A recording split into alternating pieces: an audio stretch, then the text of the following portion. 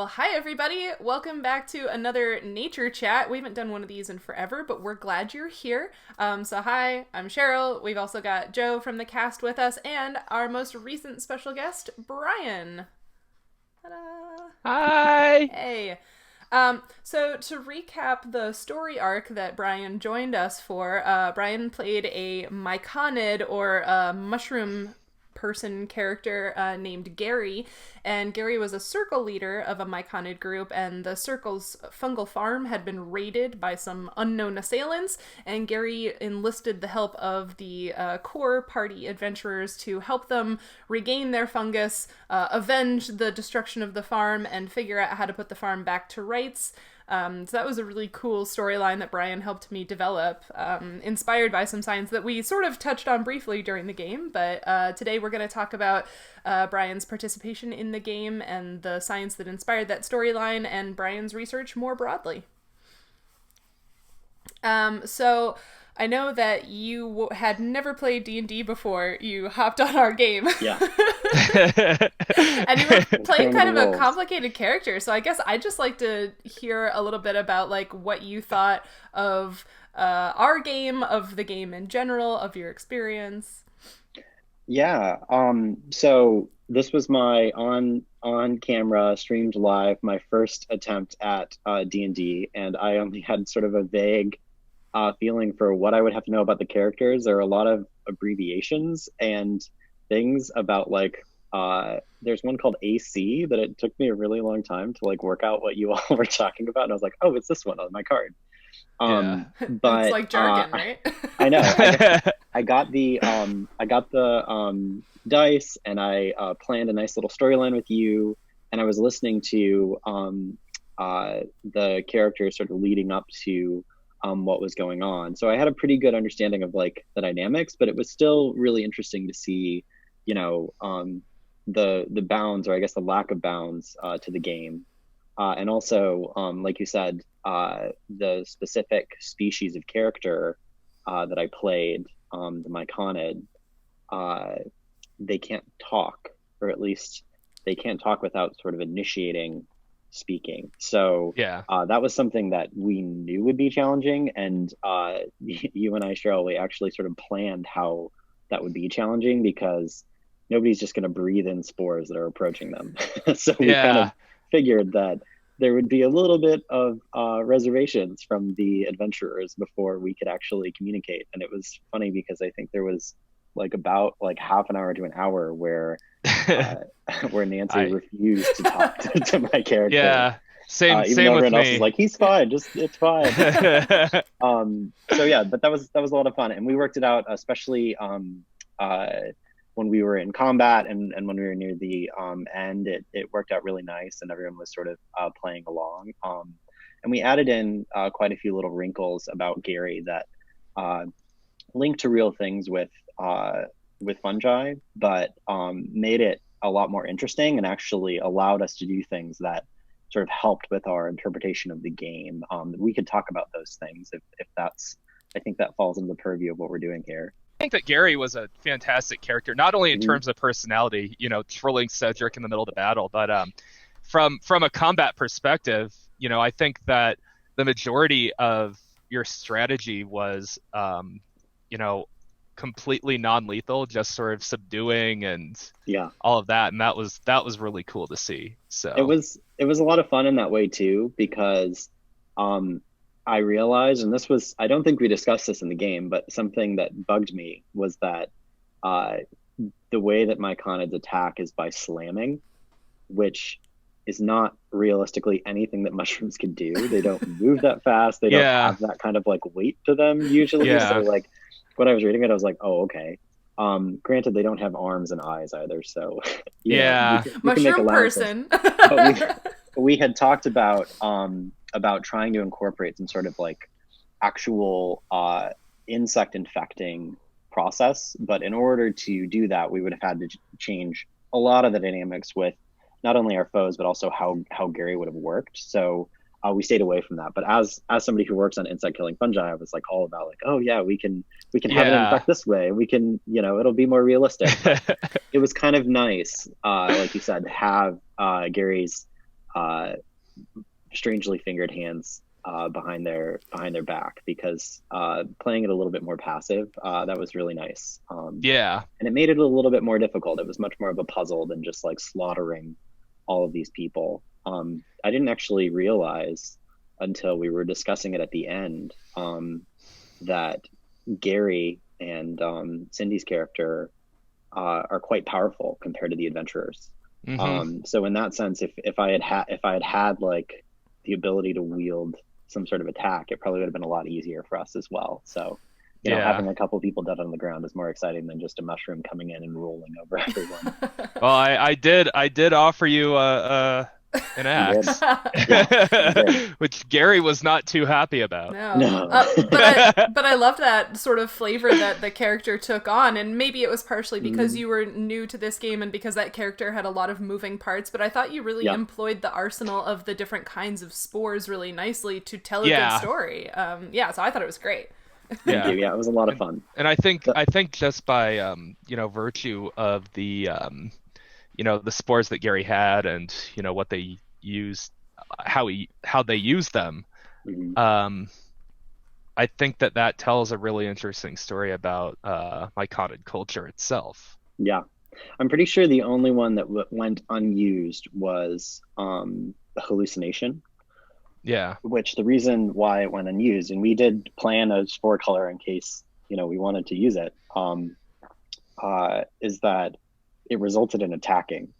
Like whoever hallucinated would like immediately attack someone next to them or like someone nearby. And particularly when we were actually in combat, I was like, I don't want them attacking right now. You did actually deploy those once, but it was it affected one of the ambrosids, the insect people that had already been affected by Nadia's stinking cloud, and even though it took the effect of the confusion spores and it should have been attacking its neighbor, it couldn't because it was incapacitated. So like you did try, but in those close quarters it was just very difficult. That was the one that we at least didn't lean on as much. The other ones, even the distress, we used in an interesting way. There was a moment at the end, Cheryl, when I used it and you were like, why are you using that, or like what's going on?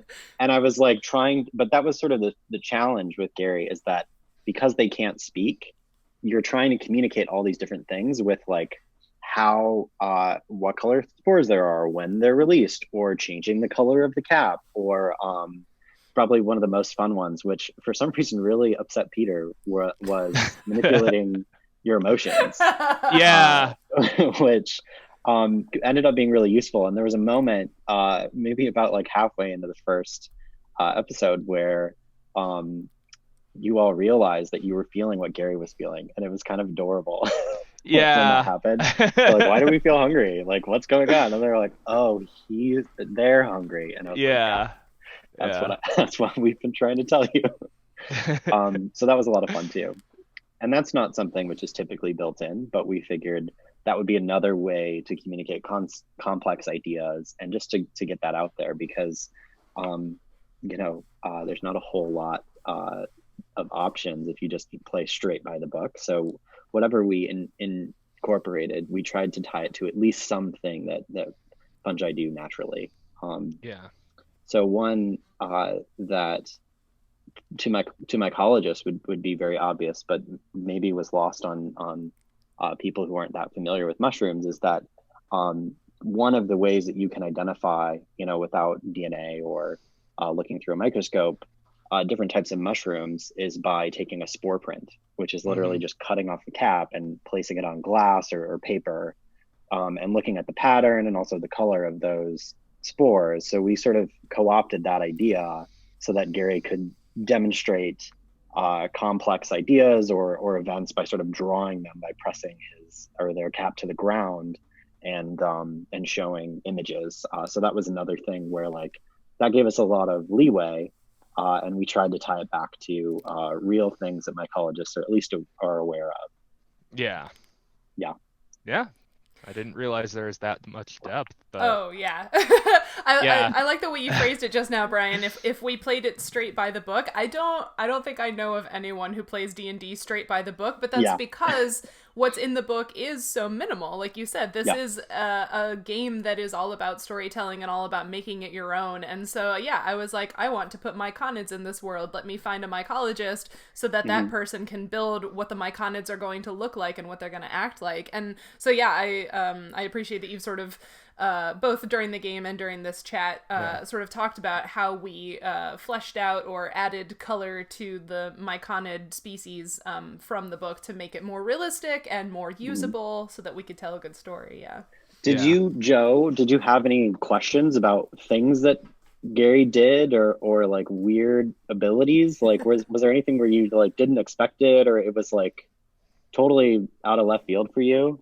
I mean, the entire character, really, which I know is kind of a bad answer, but it's just so different from everything that anybody has, played. And it was also just more based on reality than, most of the other, any of the other characters, really. The thing that we added that I thought was probably most useful and was not really leveraged as much as maybe it could have been was the network. Yes. Where Gary connected. And this is something that's well enough known that probably everybody sort of had a vague idea of what was going on. But we came up with the idea pretty late, actually, that Gary would be able to sort of extend into a mycelial network and connect to fungi to gain information. Yeah. And this is something which sounds very like science fiction, but is actually what's happening outside right now.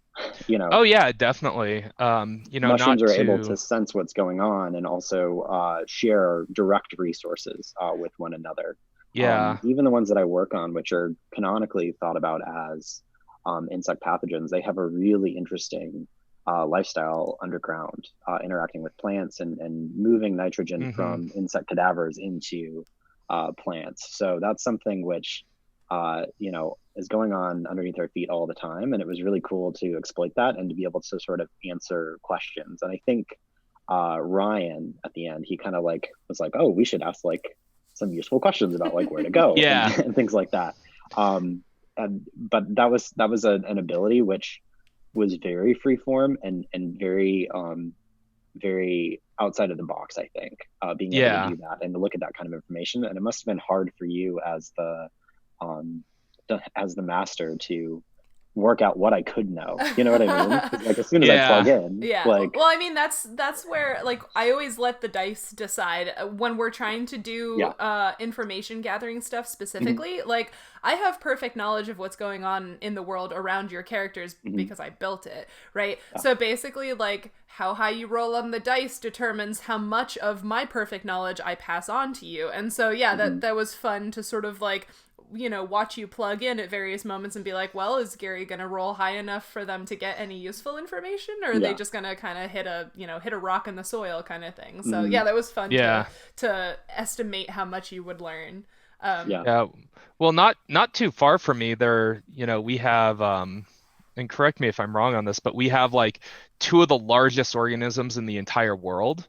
One is this clonal basically this clonal forest of aspens where each tree is connected underground essentially by its root systems, because that's how aspens reproduce. They're all sterile, so they just sort of asexually propagate. And so it's just one big tree. Just one big tree. And then feeding on those aspens as a pathogen and as a decomposer is a giant fungal network that is all connected. So we have these real life, parallels to what Gary did with that fungal network, with both these plants and this fungus. Yeah.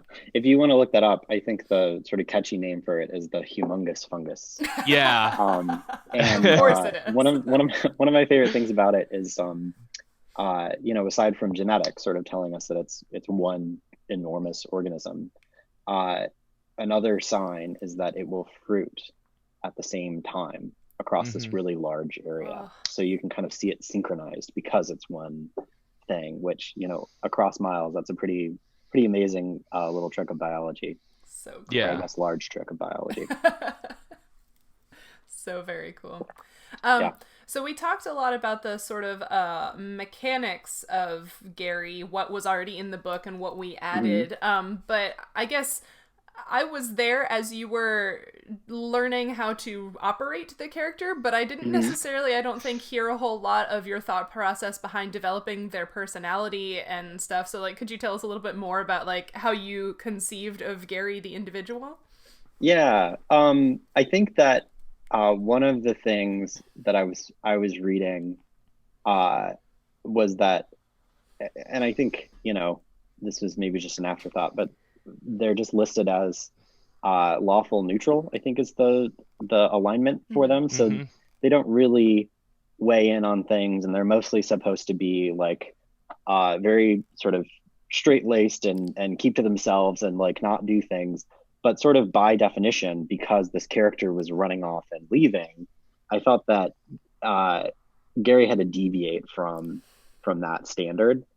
And obviously the adventurers were helping them, so it couldn't be some sort of evil character. So I figured that the best way to kind of do that was to have a little bit of a devious side, and because Gary was such a strange being just in abilities and what was possible, I thought that it would be fun to play around and to be a little bit, you know, unpredictable. Mischievous. Because like there was that moment when that you mentioned already, Joe, where Gary touched a wound, and then the next round they were like, so my wound's healed, right? And you're like, no. But it's like that sort of thing of like, what are they able to do and what's next? I thought that was a really could be done in a playful way, and I tried to do that, particularly when meeting them and sort of like stunning people to like rebuke and stuff like that. But I felt that it was necessary to move off of that alignment at least a little bit, just because it was already weird enough that they were going off on their own. So it had to kind of line up with that sort of adventurous personality. And, you know, I think it came together really well. And I didn't think through too many of like the little things, but when there were opportunities, I was like, well, I have to take this or try this. And it was a lot of fun, and it certainly kept things interesting for the adventurers. Oh, definitely. Yeah.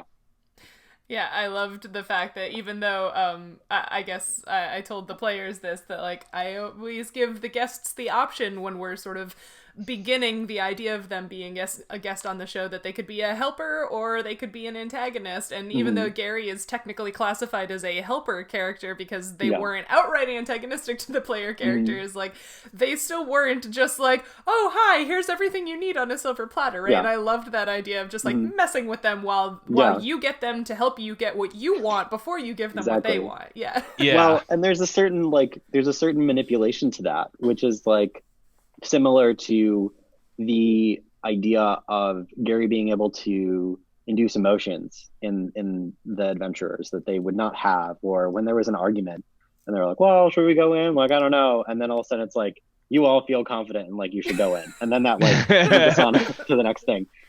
So that in itself is kind of like, it's the same character in the same place. And I tried to carry that through kind of like once Gary was defined, I tried to carry it through even to the end. So like when Gary was reunited with the circle members, he was like, yeah, they're not that good at fighting, but they managed to get our feedback. You know?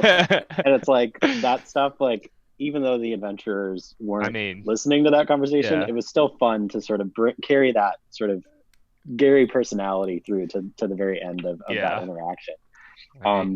And it was, wrong. I think, endearing. Yeah. Three people on the side. So. Yeah. We were literally like one heal spell away from a TPK. Yeah. So how did both of you feel about that? I guess Lucanus is one of the more, at least at this stage of the game, as level 2 characters, Lucanus is one of the more powerful characters in the party in terms of ability to hit in combat and also HP. And Brian, this was your first time playing. So how did both of you feel in that combat? That was the closest we've been on the line of losing someone yet. I was kind of aware that that was some of the most dire straits the adventurers had been in. And I felt particularly bad because I posted on Twitter that I didn't really know what I was doing. And then I had a joking GIF that I posted, and it was like, some of you may die. And then we end the episode and 2 people are like dying on the ground. And I was like, oh no. Yeah. I ruined the game. So I was very happy that we managed to turn things around pretty early in the next episode, when I realized sort of how I could use Array to pacify, and that it would only take me a couple of rolls to like stabilize the situation in like at least a combat way. I was like, okay, I could at least contribute. And that did kind of turn the tides. And especially, you can't even plan what happened at the end with Fletcher waking up and knocking the head off. That was awesome. That was so perfect. I felt a little bad, especially in the transition, and then sort of joking about that happening, and then it coming up. I was like, oh no, I did this. Yeah. Well, I was watching my hit points creep down, and Lucanus, he I knew that like at one point it's like, okay, he can take one hit, and I'm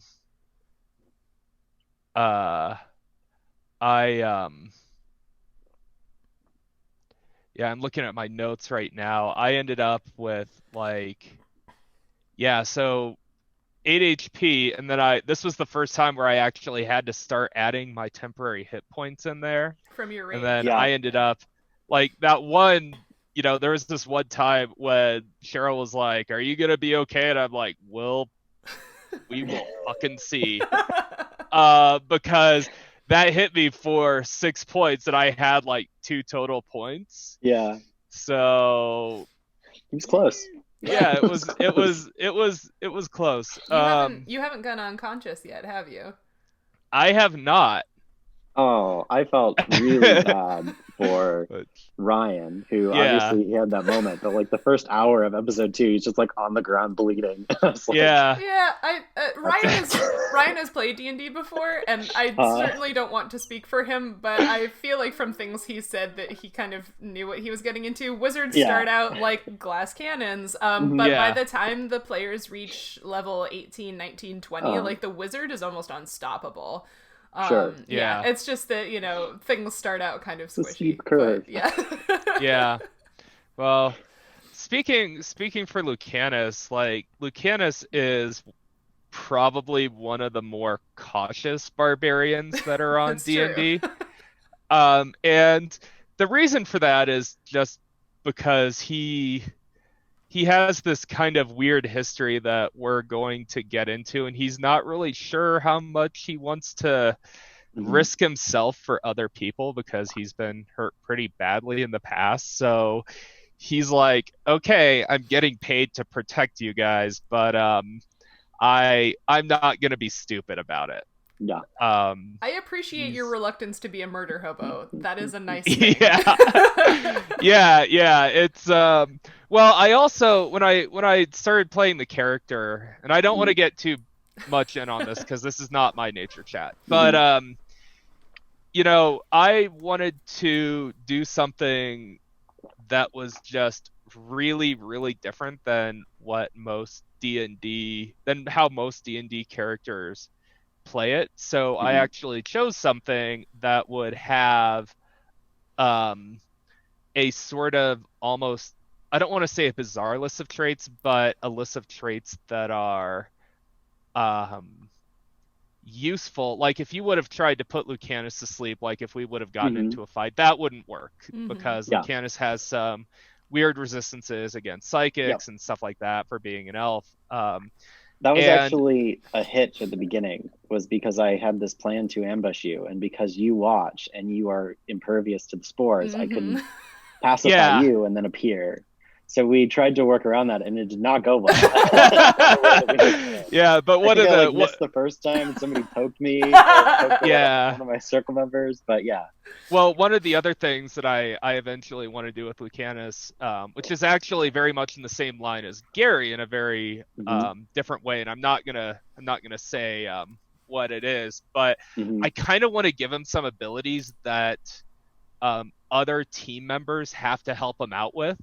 Sure. Like, so there's this book called The Ables, which was written by the guy who does Cinema Sins, which is one of my favorite YouTube channels, one of my favorite podcasts. So shout out to Jeremy and the crew.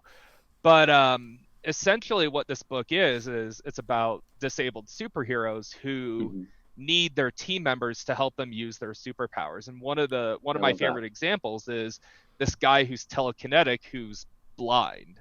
So like they can lift things with their minds, but they can't really see where to go without to put it without someone's help. And I really like that concept. And with Gary, we have this situation where he can walk in there and pacify things, but he's not going to be able to, go in there and clear the burrow.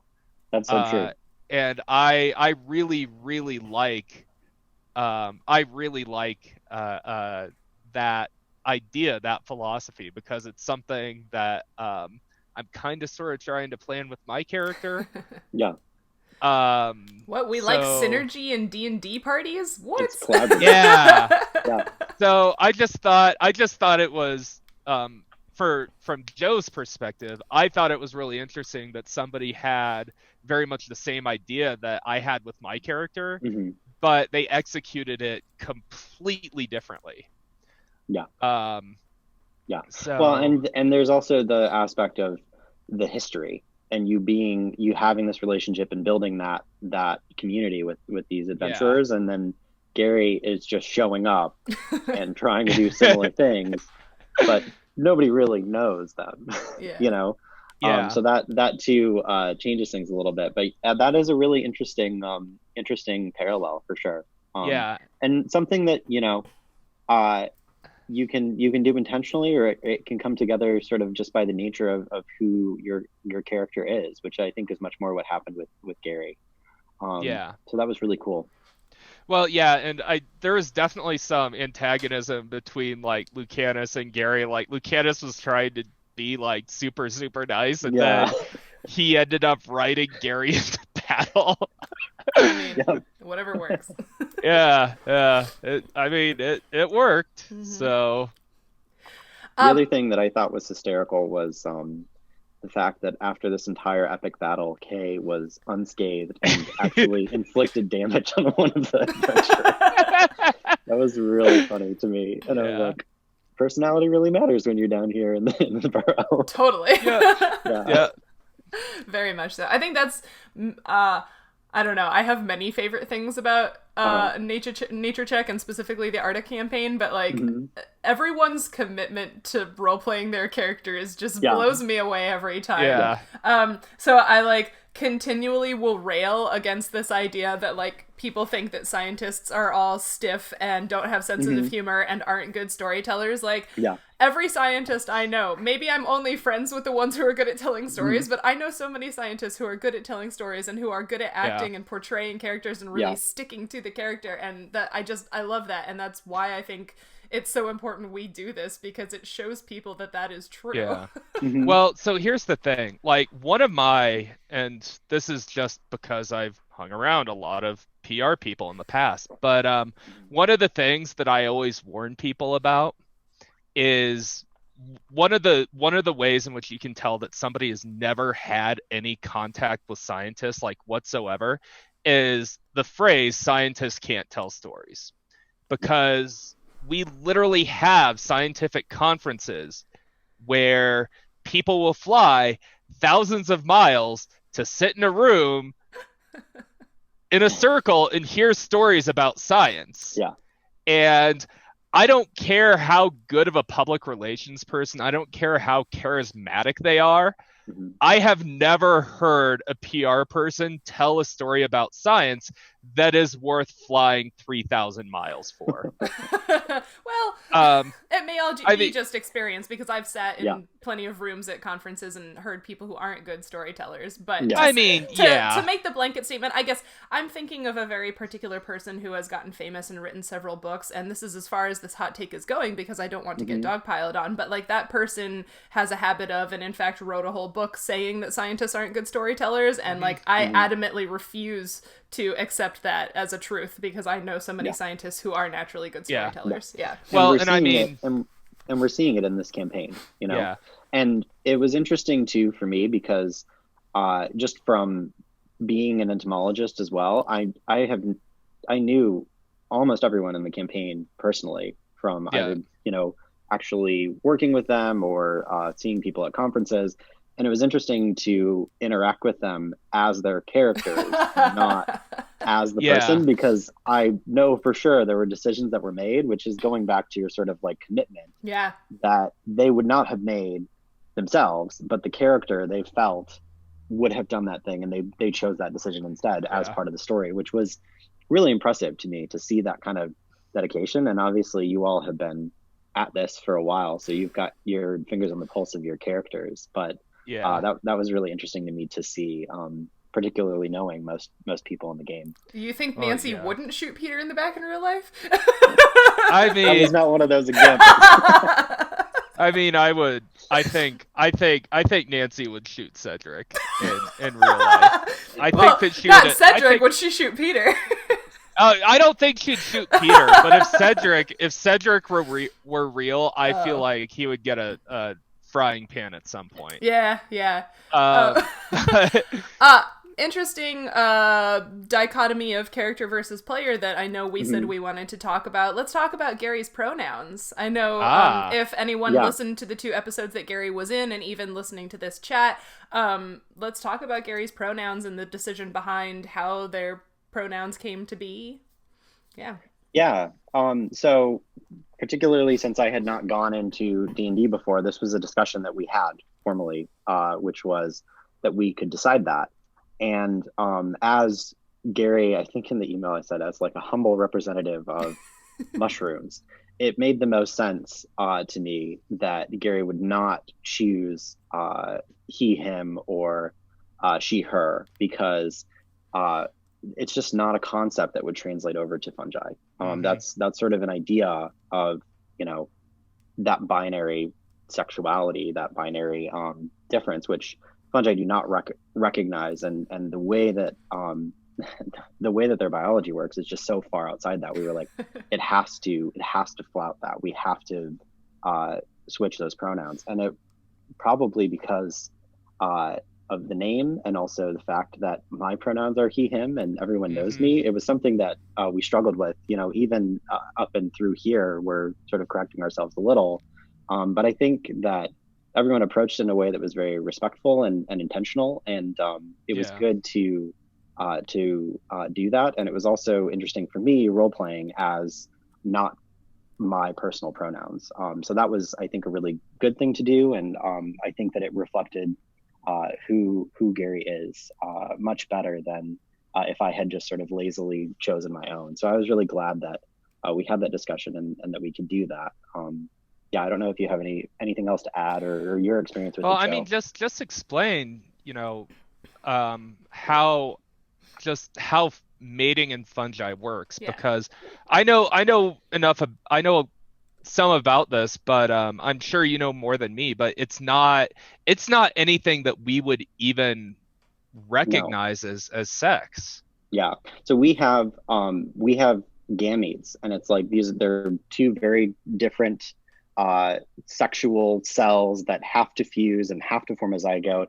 And fungi, particularly the ones that I have worked on, they are ready to reproduce without sex. They will reproduce asexually. And that is just formed through mitosis. It's called a mitospore or a conidia, and the fungi that I work with. And that is really the only way that these species are reproducing. So just right there, that's completely been flouted. If Yeah. you are reproducing sexually, you'll produce some sort of fruiting structure, which we actually went into this a little bit talking about zombie ants Mm-hmm. in the game. But for that, there are really two types. And this gets very complicated and very confusing, even for me as somebody who works in the field. But basically, these are genes which determine mating types. And for some fungi, we call them heterothallic. They only have one type and they need a partner that has the other type in order to sort of sexually recombine. And then those cells, they go through a process where first the cytoplasms fuse. So you have to have the mating type is sort of like almost like a pheromone, which allows them to sort of tell this is a different mating Yeah. type. And then they'll fuse, and then they have to have more genes, which are sort of vegetative that allow that fusion. And then the nuclei will fuse, and then they can go through meiosis, sort of in a way that we would be familiar with, not working on fungi. But in order for that to happen, for the heterothallic ones, they have just one and they need their partner. And then there are others which will reproduce sexually and go through meiosis, but they already have both types, and we call those homothallic. Yeah. So it's totally different. It does not fit into any sort of binary, and even within a single genus of fungi, you can have multiple different ways of reproducing, and then a single fungus, depending on the environment and the situation that it's in, could either go through asexual reproduction or go through sexual reproduction. And what I'm describing here, as complicated as it already sounds, that's sort of just the like foundation of it. Many fungi will go through multiple different cycles that require different hosts to form different spore types. So it gets very complex and just simply does not fall into any kind of meaningful binary. And even the terms that we have for it, you have to be really into the weeds with mating and fungi to have a full grasp of it. And even for me as a mycologist for quite some time now, it's not something that I think about too often, or would want to go up and give a talk or a lecture about necessarily. Yeah. Well, the whole sexual versus asexual thing in fungi, I know that's caused some, we'll just say, fun with the taxonomy. Yeah. So my the fungi that I did my PhD on, Metarhizium species, they are, and we talked about this before, but they're anamorphic, so they do not produce those fruiting bodies. And back before we had DNA, the way that you would identify these different species was based on the fruiting bodies. So for a long time, we thought the anamorphs were different from the teleomorphs. And maybe the spores are similar, but like if there's no fruiting body, we could be like, that's the one that has those spores with no fruiting body, and this is the one that has the spores with the fruiting body. Very different, obviously, because of this conspicuous fruiting body. And only recently have a lot of them, we realized, oh, this is the anamorph of this species, and they're actually the same, or they're actually much more closely related than we thought that they were. So that's something where, even if you are really heavy into a field, keeping track of which names are appropriate and also reading literature from, say, like 10 years ago and knowing what fungus you're talking about, you have to be really a specialist a lot of time to be able to work that out. So just as an example for the fungi that I worked on, Metarhizium, that genus, and this doesn't have too much to do with the sexual structures, but it has to do with the fact that they do not have them. So it's hard to distinguish them from just the hypha and the spores.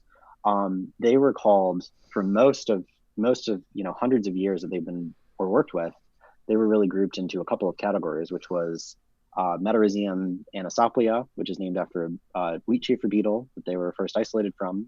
Metarhizium majus, because the spores were so long that we could tell that it was a different species.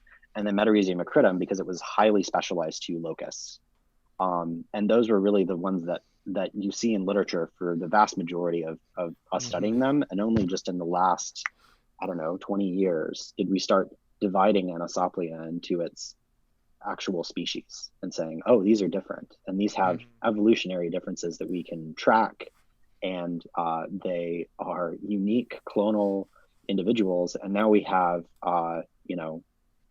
ones that are commonly used, 10 plus species that are part of this complex. But if you read literature from 20 years ago, it'll just say Anisoplia, and you have no idea if it's sensu stricto or if it's another species that just was not defined at that time. So it makes a challenge for fungi taxonomically, and there are a lot of really intense discussions, which I stay very far away from, about how to name them and who gets to be which genus and which species. And the idea, at least in the fungal world, is to have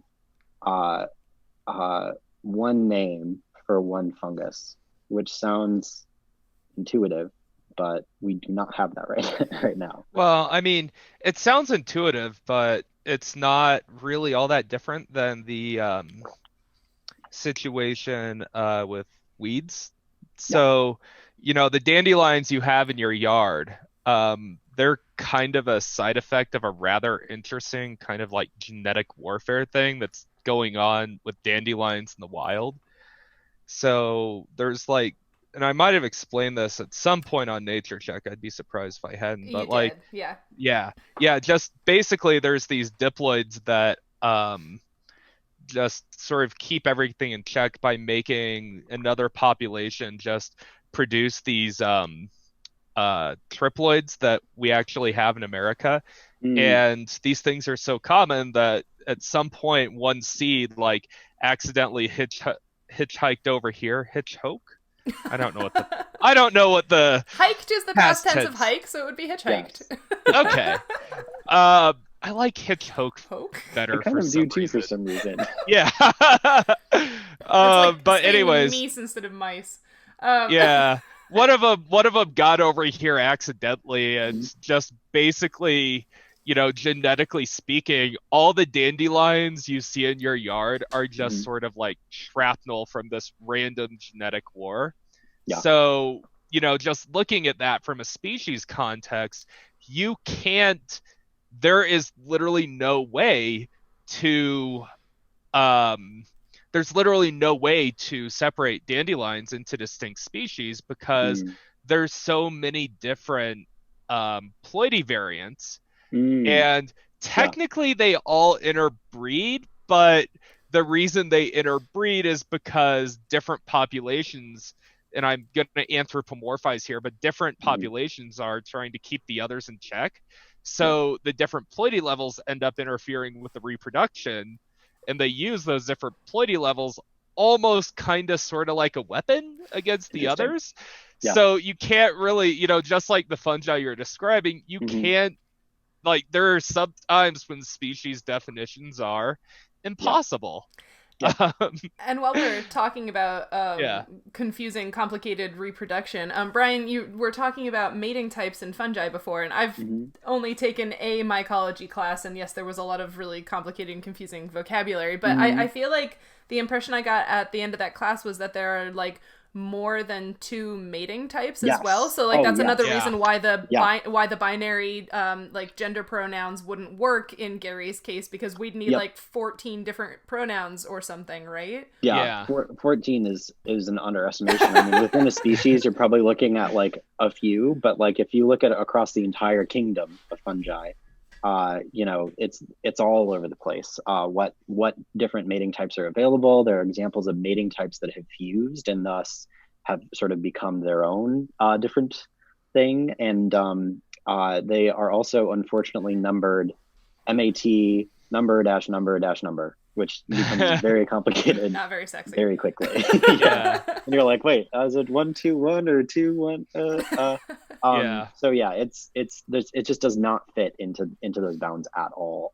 And it's something that I've written a couple of papers sort of addressing mating head on, but I've been lucky because the fungus that I've worked on the most, Metarhizium, they're clonal, so they're not doing any of that stuff anyway, and they're also primarily haploid, so we don't have to worry about most of those details. And when we do look, there doesn't seem to be a lot of evidence that they've done that in the last few million years. So and just to clarify again, while we have no idea who's listening, haploid again means that they have one copy of each gene or of each chromosome or whatever. So again, that makes sense if they're clonal. Like, they're literally just copying the genetics from themselves to their offspring, so they don't have this weird like mixing of like two different parental contributions of genes or something like that.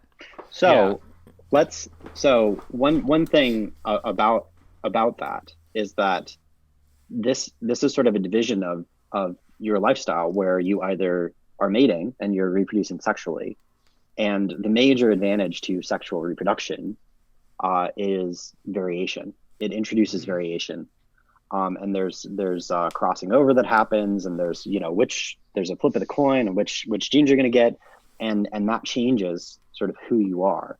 When you're clonal, sort of as the name clone implies, it's the same. So the sources of variation, when you have made that sort of lifestyle choice to become clonal and not reproduce through mating, shift, and it changes your biology pretty dramatically. And you have to get really creative. And of course, I'm anthropomorphizing like crazy right now. You have to get really creative to get variation, and that changes the biology of the organism that you're looking at. And at least in the case of a lot of fungi, that source of variation shifts from the mating and the sorts of things which can result in high levels of specialization to proliferation of transposons, which can introduce variants of genes and duplicate genes and allow you to do different things. So that shift actually dramatically changes what is possible, and also what you see with these fungi. So that's why, for example, there are a lot of generalists in the genus Metarhizium that I've worked on. But when you're looking at Ophiocordyceps that are infecting ants that are highly, highly specialized to their ant species, they are going to reproduce sexually, and they produce these sexual spores because they're specializing and sort of almost fine-tuning to their host. So it's not just a quirk. It's something that will dramatically shift the path of evolution for these fungi. We call it the trajectory of their evolution. And instead of that anthropomorphizing of saying when you choose, you're basically saying that it is beneficial in the fungus's current environment when it was evolving to do one or the other. But the variation that's added through sexual reproduction, like you said, is the variation from the parents. But when you're doing asexual reproduction, can you explain more about the variation and what are transposons and how does that work? Yeah, so transposons are these repetitive elements which will sort of copy and paste through the genome of organisms. So it's something which is kind of like a genomic parasite, and we have lots of these. We have all different kinds. There are transposons that will copy and paste through DNA. There are retrotransposons which will copy and paste through other mechanisms, and there are all these different kinds. But when you are not reproducing, and this is a phenomenon which is known really well in fungi, which is there's sort of a defense mechanism against these repetitive elements. And what happens is when meiosis is occurring, so while sexual reproduction is occurring, the fungus will go through and look for repetitive regions of DNA and change them, thus sort of disabling these transposons that can hop around the genome during reproduction. And if you're not doing that sort of quality check by mating, then these can run rampant. So a lot of insect pathogens, their genomes have inflated to the extent that it's ridiculous, where you're looking at hundreds of millions of base pairs compared to like a typical fungal genome, anywhere from like 20 to 40 megabases. And that can really change how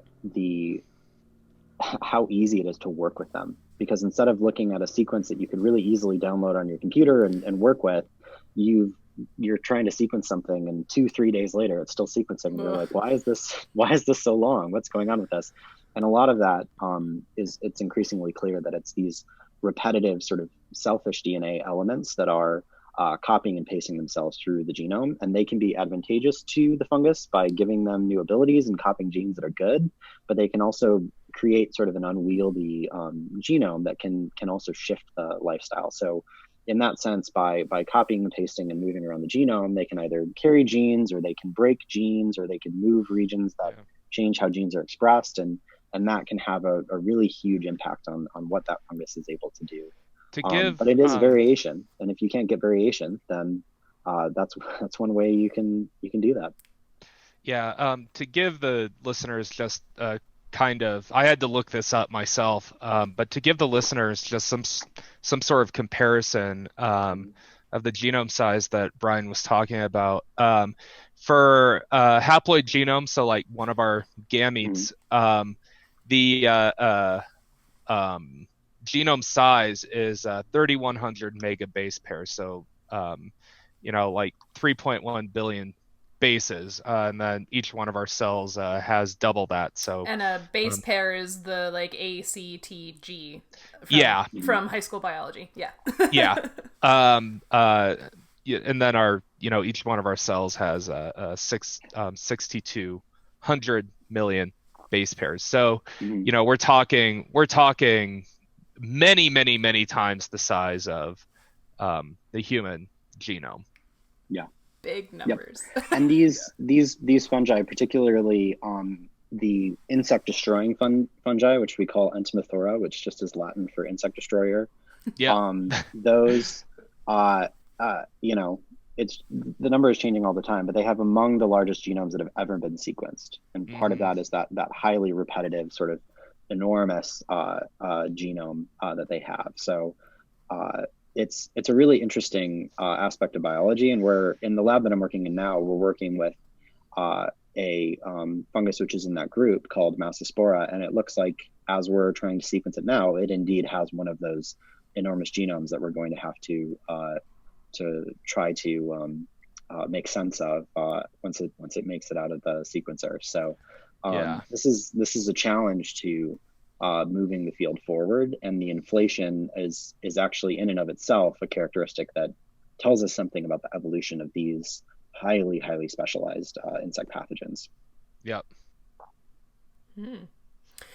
So we're getting close to the end of our chat time here. So I guess I wanted to hear from Brian. Is there anything else that you want people to know about, like, you and the research you do? So we haven't talked about my current fascination at all. So we could talk a little bit about Massospora, who I just mentioned. Cicada butt fungus. Yeah, so this is the cicada butt fungus. Yes. And it can infect annual and periodical cicadas, but mostly we've been studying it in periodical cicadas. And this is a fungus which there are a lot of gaps in our understanding of it, and part of that is because you can't culture cicadas in the lab. And then in order to sample them or to look at them, you have to wait 13 to 17 years to have your next sample emerge. So there have been a few studies trying to characterize it, and there's sort of a initial description of it, the sort of landmark description of the biology of it by mycologist named Soper. But there are a lot of unknowns with it.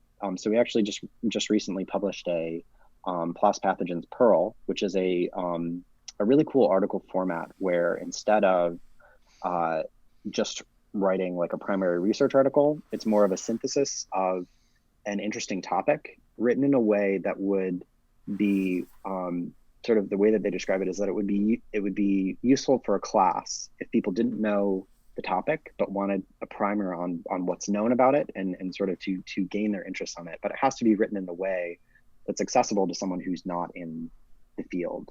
So being able to write that and being able to explore the topic like that was a really interesting opportunity, but it also gave us the ability to sort of do a lot of reading on, okay, what is known about this? What do we still want to know about this? What are the open questions about this?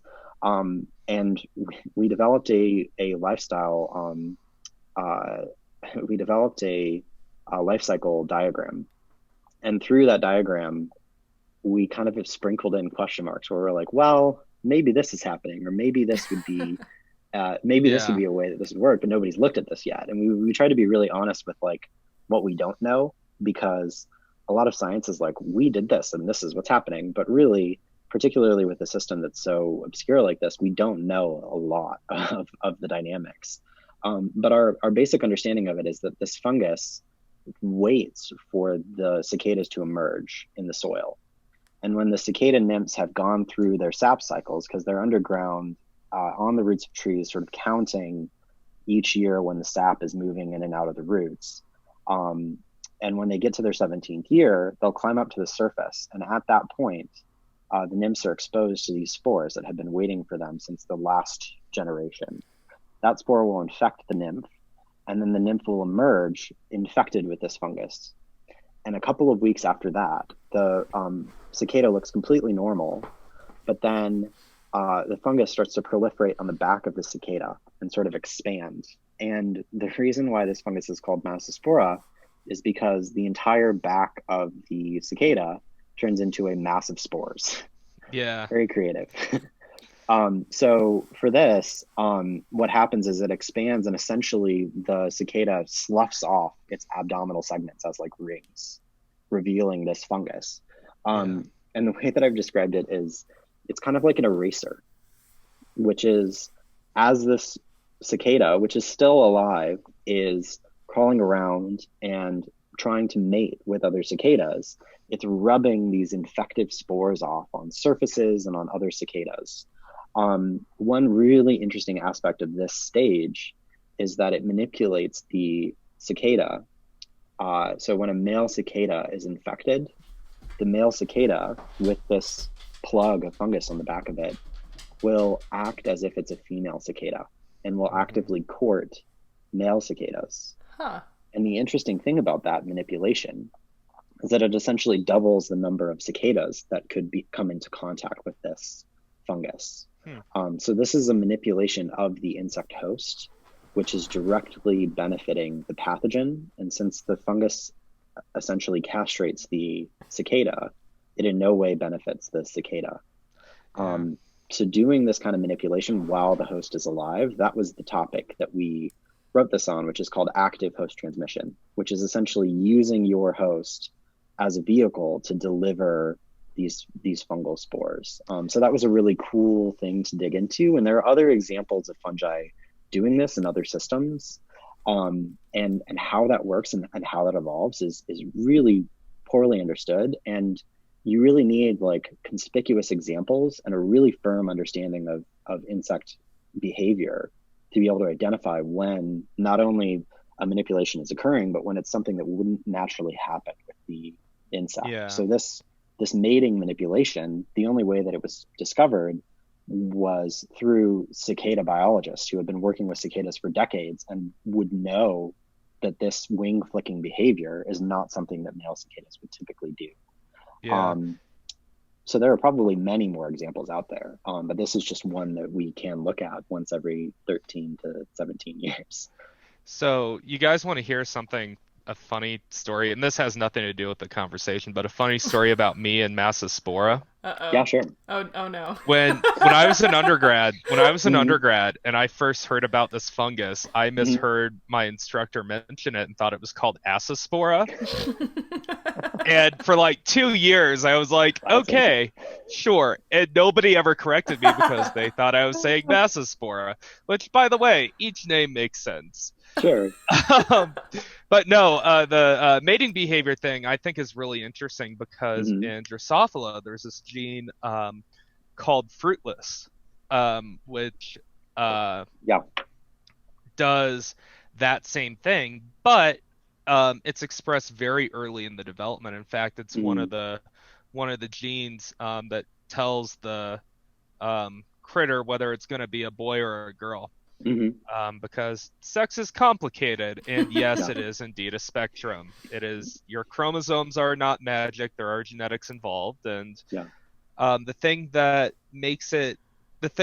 is really interesting to me about that is that, for lack of a better phrase, it changes the cicada's sexual orientation after development.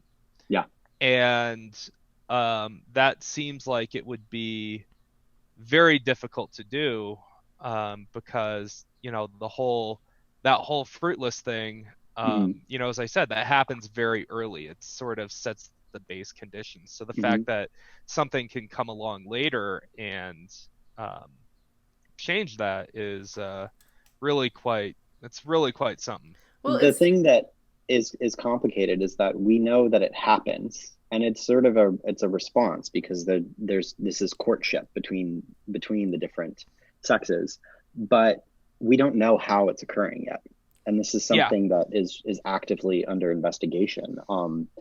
There are probably uh, there's probably some sort of really serious shift in the internal chemistry and the hormones of the cicada hmm in order to enact this shift, which only benefits the pathogen. There's no yeah. benefit to this poor, you know, cicada, which has turned into effectively a puppet of this fungus, They must be to this so happening. confused. But one thing that they discovered in the lab that I'm working in now, here at West Virginia, is that these pathogens are, when they're present, they can find bioactive alkaloids at really high levels in the Hmm. cicadas. So they found uh, the sorry, would bioactive amphetamines, alkaloids be like hormones like or amphetamines, oh, like ooh. something which we have not shown, but are hypothesizing would keep the cicadas awake and infecting for longer, and maybe make them a little bit less annoyed that their entire abdomen is missing. Um, I and mean, I'd be annoyed. they are also if you were producing high on meth, you wouldn't be. That, they're, they're also yeah. they're also producing different species are producing psilocybin, the magic mushroom Mm. compound.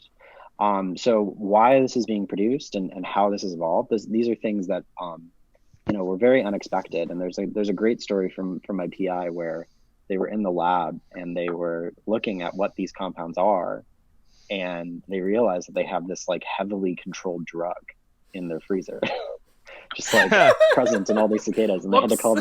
they had to call the DEA and be like, "We're really sorry, like we had no idea." And Yeah, they had to write a sort of memo saying like they didn't know that this was going to happen, and they're not trying to concentrate it or sell it, so it should be fine.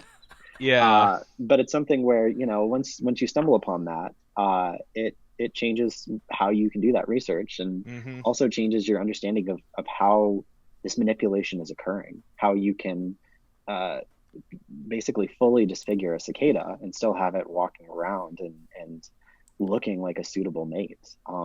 I haven't seen it personally, but in some of the field collections, they find uh, cicadas trying to mate with these infected, like bright yellow abdomen bearing cicadas, and it's clearly something which this manipulation is really working, and it's to the benefit of fungus. So Yeah. that infection, when they pick up that conidial infection, it infects the next cicada, and instead of producing a plug, they produce those spores that live in the soil and wait to infect the next generation. So it's Nice. they have to infect sort of two cicadas successfully to be able to make it to that next waiting game for 17 years until more cicadas emerge. So it's a very complicated lifestyle, but it works really well for this fungus. And if you're somewhere where cicadas are emerging, it's usually pretty easy to find infected individuals. And we, in fact, just earlier this month, drove down to southeastern West Virginia where there was an emergence. And if you flip over enough cicadas, you will find it. Very Yeah. cool. Yeah. I also Yeah. like that this is the second kind of fungus causing zombification in insects that we've talked about while we've had Yeah. you on the show. So Yeah. It's my bread and butter fungi, right they're now. terrifying. But I mean, there's different ways. There's different ways that different critters can take control of hosts. Like Hmm. Mhm. a lot of parasitoid wasps, they just um make it so that their host is paralyzed, but they are partially paralyzed, and they just amp up the anger and well, the aggression to 11. So you Hmm. have this situation where you have this caterpillar perched on top of a pupa, and Hmm. it just tries to smack anything that comes along with it with its head. Love it. Love it. Yeah. Yeah. And So you can it's, even like if you have like this tray of them, which is what we raised in my master's degree, mhm. and you just tap the top of the tray, like they will start like swaying in unison and banging their heads into That's amazing. another, and it's That's just amazing. incredible. It's fun for me because since there's so little known about this fungus and some of the details about it are assumed or just have not been looked at directly, I could take a very straightforward microscope sample and be looking at the first example of this stage or things like that. So it's been really rewarding to sort of drop into this Wild West sort of system. And I think we're going to be able to uncover a lot of things. And there are a lot of really cool threads, like the manipulation of the sexual behavior or the production of these amphetamines, which we have not fully worked out. We don't know the pathways are present. I was really careful when I was describing it to say that the amphetamines are there, but we don't necessarily have proof that the fungus alone is producing them yet. So these are the kinds of open questions that, if you're working on fungi, you can try to unravel, which is really cool. Incredibly cool. Yeah. Yeah, so it looks like we've been talking for about an hour. I know we could keep going because there's so much good stuff here to talk about. But if you like what you heard and you'd like to know more, you can follow Brian on, you have at least a Twitter, right? Do you have other social media things? Yep. No, I just have a Twitter. Okay. It gets me into enough trouble. So Brian's Twitter handle is down in the description, and also Nature Check follows his Twitter account, so you can see things from Brian on Twitter if you'd like to learn more about all kinds of cool fungal and fungal insect interaction type things. We have been a Nature Chat. I hope you enjoyed. Any last thoughts? Thank you so much. This has been a lot of fun. Yeah, you guys should visit Gary again. It's always a pleasure to have you on, and I'm sure that whenever we figure out what the hell's going on with that river, we will be back on the way through, and I am sure that Gary will get himself into yet another situation. It's a big continent with a lot of complicated stories, so perhaps we'll see Gary again. Yeah, but thank you so much, Brian, for being on the show and for talking to us about stuff, and we will see everyone either next time we play or in another Nature Chat. Bye. Bye.